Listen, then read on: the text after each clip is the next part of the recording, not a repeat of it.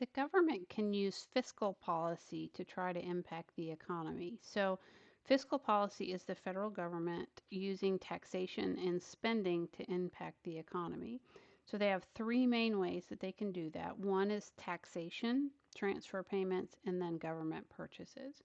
So, if we change taxes, that can change our disposable income and can impact how much we purchase. The same can go for transfer payments and government purchases. So if we lower taxes, that should stimulate the economy. If we increase transfer payments, that should stimulate the economy. If we increase government purchases, that should stimulate the economy, help us get back to full employment. Okay, so some of the difficulty with using fiscal policy is that we have some lags, and lags is that there's some time associated with making fiscal policy work. The first is recognition lag, and that means it's taking a little while for economists and the government to realize that there is a problem with the economy. So it might take the government a few months to realize, hey, things don't look so good. Okay, so um, real GDP is we measure it later. Okay, so for example, the first quarter of the year is January to March, but we wouldn't get the data till the end of April. So it might take a little while for them to realize that there is a problem with the economy. Okay. Also, there's something called the legislative lag, and the legislative lag is the amount of time it's going to take Congress to make a new law to come up with a new spending or taxation plan. And if you pay attention, you probably realize that Congress doesn't always work very well together, so this sometimes takes a little while.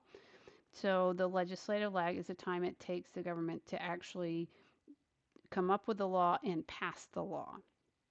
And then the last part is the implementation lag, and that is the amount of time it takes to get new programs implemented and going. Okay, so for example, um, when we got stimulus checks with COVID, it took a while for the government to get the money to people. So you know, it took a little while for us to get the money to be able to spend the money to impact the economy. Okay, but there's another feature of government policies that don't require government intervention.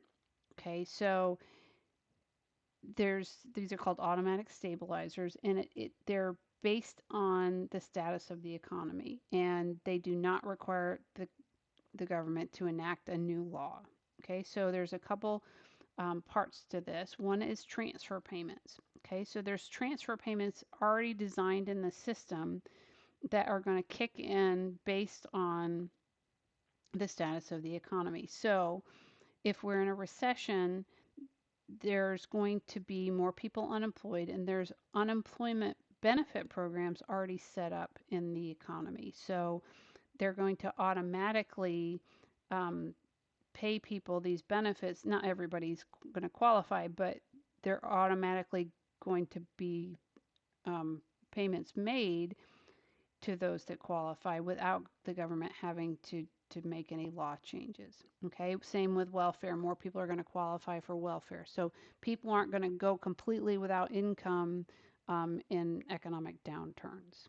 Okay, and then when the economy improves, we don't have to pay those things anymore. So these are automatic in the system. We don't need to make legal changes.